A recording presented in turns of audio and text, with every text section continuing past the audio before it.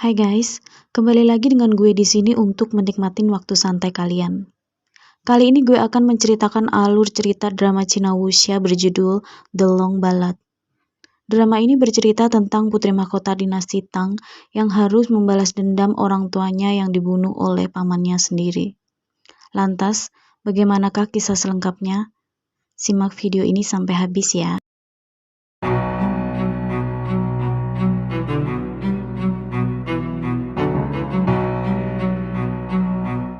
Di kerajaan dinasti Tang, utusan dari suku Asina datang ke kota Chang'an.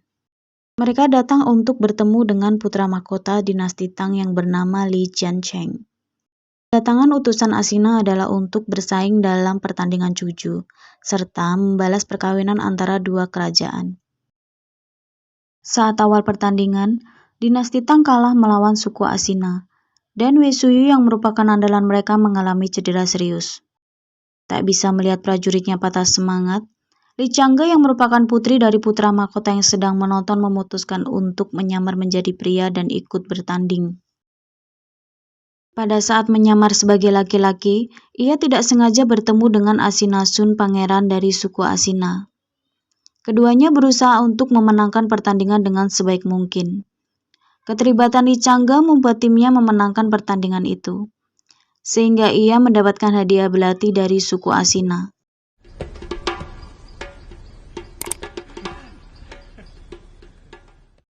Sesampainya di istana, Li Changge memberikan belati yang ia dapatkan kepada pamannya Li Ximin. Hal itu dilakukan Li Changge sebagai bentuk terima kasih karena ia telah mengajari seni bela diri, teknik politik, dan hal lainnya sejak Li Changge masih kecil.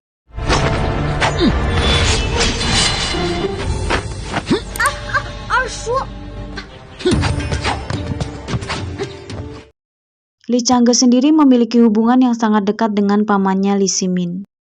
Li Ximin sendiri sangat menghargai pemberian dari Li Changge. Karena itu, ia memberikan pelajaran terakhir buat Li Changge. Pada saat Li Changge sampai ke Istana Timur, ia bertemu dengan ayahnya.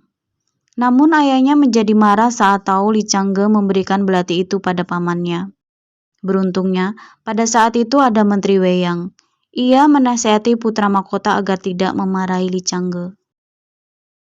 Merasa tidak senang karena Li Changge menyamar sebagai laki-laki, Permaisuri Jin yang merupakan ibu dari Li Changge sangat marah. Ia memaksa Li Changge untuk bersumpah. Bahkan, untuk menghukum Li Changge, Permaisuri Jin mengirimnya ke Aula Biong untuk merenungkan kesalahannya. Dalam perjalanan menuju Aula Biong, Li Changge merasa aneh. Ia menyadari kalau kereta yang dinaikinya tidak menuju Aula Biong. Selain itu, sikap ibunya yang berbeda dari biasanya membuat Li Changge merasa ada yang salah, sehingga ia pun turun dari kereta. Li Changge memutuskan untuk kembali, namun istana sudah kosong dan juga ditemukan percikan darah.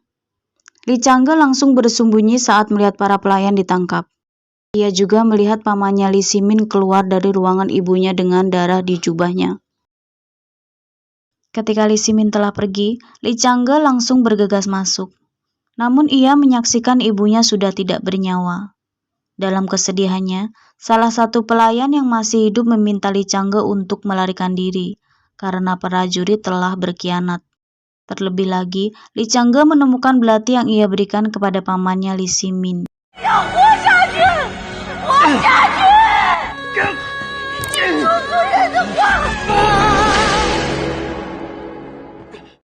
Setelah Li Changge berhasil melarikan diri, ia berubah penampilannya menjadi pria. Dalam persembunyiannya ia bertemu seorang anak muda bernama Ado. Dari Ado, Li Changge mendapatkan informasi tentang lokasi pemakaman ibunya. Li Changge meracuni para prajurit yang berjaga agar ia bisa menemui ibunya. Li Changge tidak bisa menahan kesedihannya saat ia melihat jenazah sang ibu. Hal itu membuat Li Changge sangat bertekad untuk membalas dendam kepada pamannya, karena ia telah membunuh kedua orang tuanya. Di tempat berbeda, Lian mendapatkan kabar tentang pemberontakan ayahnya. Beruntungnya ia juga tahu kalau Li Changge berhasil melarikan diri. Akan tetapi, Lian merasa sangat bersalah, mengingat begitu dekat hubungannya dengan sepupunya Li Changge. Dalam pelariannya, Li Changge semakin bertekad untuk membalas dendam. Diam-diam ia menyelinap masuk ke dalam kediaman Li Ximin yang sudah menjadi putra mahkota.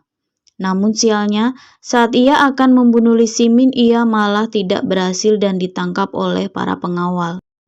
今日之事，不可向外界透露。将永宁郡主带走。 Pejabat Du yang menahan Li Changge meminta anak angkatnya Hao Do agar melipat ganda penjagaan untuk mencegah Li Changge kabur. Ia bahkan memerintahkan Hao Do untuk langsung membunuh Li Changge jika ia melarikan diri. Di tempat berbeda, Asinasu yang merupakan pangeran dari suku Asina mendapatkan kabar tentang keadaan yang sedang terjadi di kota Chang'an. Untuk menghindari keterlibatan konflik kerajaan dinasti Tang, Asinasu berniat meninggalkan kota. Namun, semua gerbang sudah ditutup. Lien yang mendapatkan kabar Li Changge ditangkap langsung pergi mengunjunginya. Namun, Li Changge malah langsung menodongkan pisau ke lehernya. Memanfaatkan rasa bersalah Lien, Li Changge langsung memukulnya dan melarikan diri menggunakan jubah milik Lien untuk menyamar. Li Changge bahkan membuat pingsan pelayan Lien, dan ia kembali ke kediaman Li Ximin. Di sana ia mengambil stempel kerajaan dan membawanya kabur. Li Changge berusaha untuk melarikan diri dari kejaran prajurit, dan ia berhasil diselamatkan oleh Ado.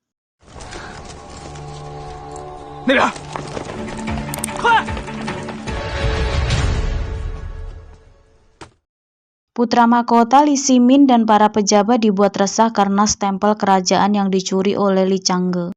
Ia memerintahkan Feng Yi untuk mencari stempel kerajaan.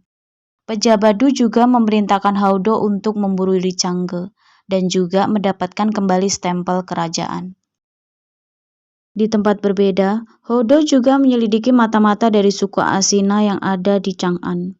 Mereka menangkap seorang penjual ikan dan berhasil memancing utusan suku Asina, sehingga membuat Asinasu langsung melarikan diri demi membantu bawahannya. Di sisi lain, Li Changge yang berjalan dengan Ado bertemu dengan Feng Yi, sehingga Feng Yi pun langsung mengejarnya. Dalam pelariannya, Li Changge bertemu dengan Asinasun, dan ia langsung mengambil kuda yang dikendarai oleh Asinansun untuk melarikan diri dari kejaran Feng Yi. Setelah berhasil melarikan diri dari kejaran para prajurit, Li Changge bertemu dengan Ado. Mereka membahas bagaimana cara keluar dari kota Chang'an.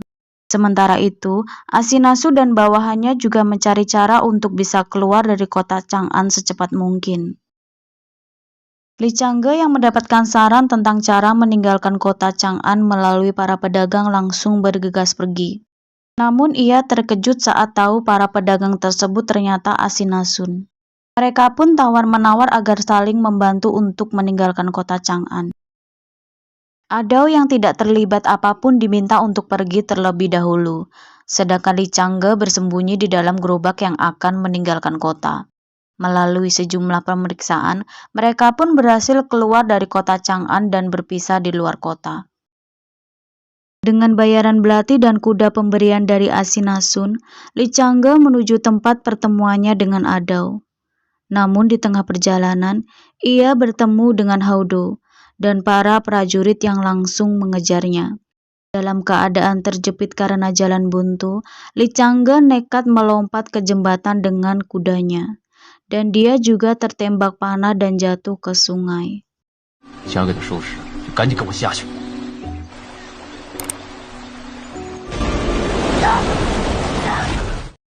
Beberapa waktu kemudian, saat Asinasu dan bawahannya berada di pinggir sungai, ia melihat seseorang terbaring di tepi sungai. Ia langsung menghampiri dan mengenali Li Changge. Tanpa pikir panjang lagi, Asinasu langsung membantu Li Changge. Pada saat Asinasun ingin mencabut panah yang tertusuk di tubuh Li Changge, ia langsung terkejut dan mengetahui bahwa Li Changge adalah seorang perempuan. Asinasu pun langsung membawanya ke tempat istirahat dan memberinya obat.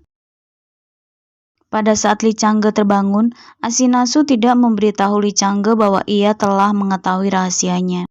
Sejak saat itu, keduanya menjadi akrab dan bahkan menghabiskan waktu berdua berbincang semalaman sampai Li Changge pergi pada pagi harinya. Sementara itu, Li Ximin merasa sangat keberatan jika anaknya Lian harus menikah dengan suku Ashina. Untuk membatalkan pernikahan, putra mahkota Li Ximin meminta Lian untuk berbohong jika ia terkena penyakit aneh dan meminta Wei Suyu mengantar Lian ke pengasingan. Li Changge yang telah kembali bertemu dengan Ado memutuskan untuk melakukan perjalanan ke Yozhou. Ia memutuskan menginap di sebuah penginapan. Ternyata tanpa ia sadari Ashina Sun dan para bawahannya juga menginap di penginapan yang sama. Di istana Loyang tempat pengasingannya, Lian mendengar informasi bahwa Li Changge berada di Yozhou. Dia juga tahu bahwa Houdo dan Wei Suyu akan pergi ke Yozhou untuk menangkap Li Changge. Sementara Li Changge diam-diam memata-matai kediaman Gubernur Yozhou. Karena tidak bisa mengandalkan siapapun, Li Changge berencana menemui Wei Jiang, Gubernur Yozhou, dan mengajaknya untuk bekerja sama membalas dendam terhadap Li Ximin. Sebelum melancarkan aksinya, Li Changge mendekati prajurit untuk mencari informasi tentang Wei Jiang.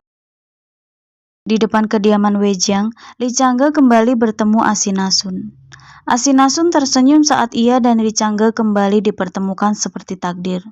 Bahkan di malam hari, Ashina Sun melihat Li Changge duduk di atap melihat bulan, sehingga ia pun menghampirinya.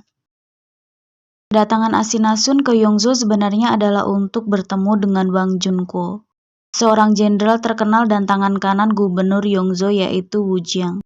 Bahkan Ashina Sun sudah membuat tawaran menggiurkan agar Wang Junko tunduk pada suku Ashina. Di tempat pertemuan yang sudah disepakati, selain memberi pasukan dan kuda yang kuat, Ashina Sun juga berjanji bahwa sukunya akan mendukung tanpa syarat dalam pemberontakan Wang Junko melawan dinasti Tang. Namun Wang Junko menolak. Sementara itu, Lian diam-diam menyelinap dalam rombongan Houdo dan Wei Suyu yang menuju Yozhou.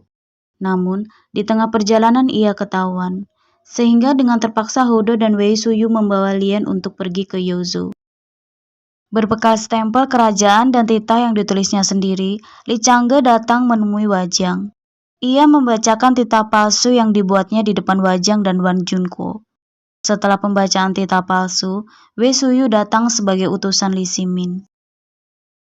Wei Suyu meminta Li Changge untuk tidak bersekongkol dengan Wu Jian. Namun, Li Changge menolaknya, karena ini adalah satu-satunya cara untuk balas dendam. Bahkan Li Changge tidak segan-segan untuk menyerang Wei Suyu sehingga Wei Suyu ditangkap di penjara.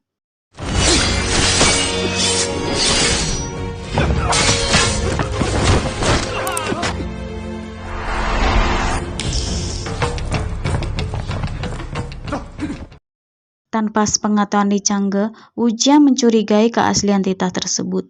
Bahkan ia menyuruh orang untuk mengikuti Li Changge. Namun Li Changge berhasil lolos. Sedangkan Ashina Sun dipaksa pergi dari Yozhou oleh Khan Muda. Sehingga ialah yang membuat kesepakatan dengan Wang Junko. Li Changge yang curiga dengan Wu Jiang meminta Ado untuk menyimpan stempel kerajaan dan menyuruhnya pergi. Li Changge sendiri pergi menyelidiki Wang Junko. Ia menemukan fakta bahwa Wang Junko melakukan kesepakatan rahasia dengan Khan Muda. Ashina Sun yang dalam perjalanan meninggalkan Yozhou merasakan ada yang salah. Ia pun kembali ke Yozhou. Sedangkan Li Changge memberitahu Wu Jian tentang pengkhianatan Wang Junko. Namun saat mereka akan pergi mereka telah dikepung. Beruntungnya Ashina Sun datang menolongnya.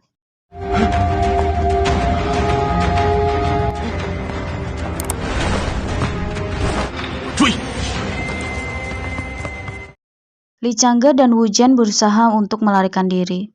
Mereka bersembunyi di penginapan Li Changge. Tapi ternyata itu adalah jebakan dari Wu Jian, agar ia bisa mendapatkan stempel kerajaan yang dimiliki oleh Li Changge. Untungnya Ado berhasil diselamatkan oleh Ashina Sun.